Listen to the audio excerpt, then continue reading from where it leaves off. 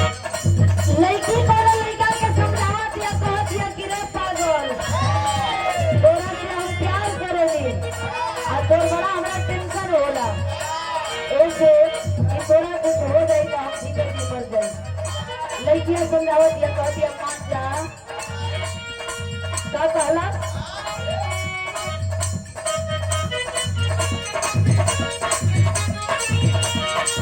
कहे का ससुरा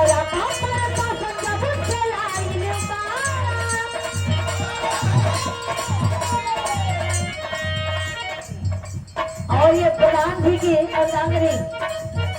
सम्मानित वंदना यादव जी पहला आशीर्वाद इस शानदार 500 रुपये लेके आशीर्वाद देने के लिए बहुत बहुत प्रणाम बा।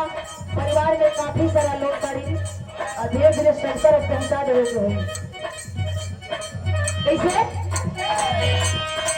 ततुआरा कमर का कदम चलाई बाबा सच कही जुआरा चलाई बाबा सच कही जुआरा चलाई बाबा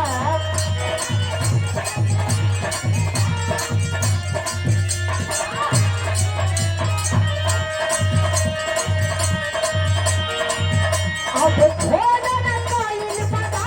रहे वांटेड में नाम को हटाई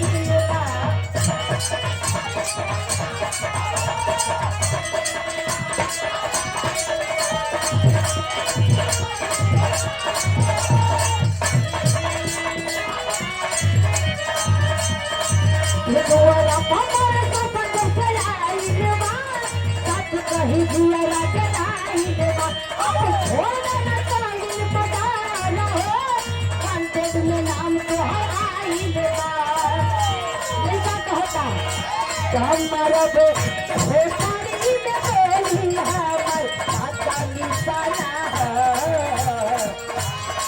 हमारा बे पानी में बोली हमार आता निशाना तेरी मदन मार के पर मदन मार के खाना दीवाना हो तेरी मदन मार के खाना दीवाना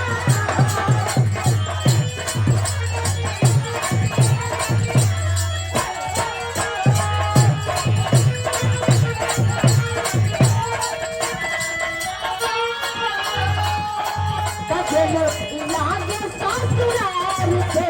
कागज के पाना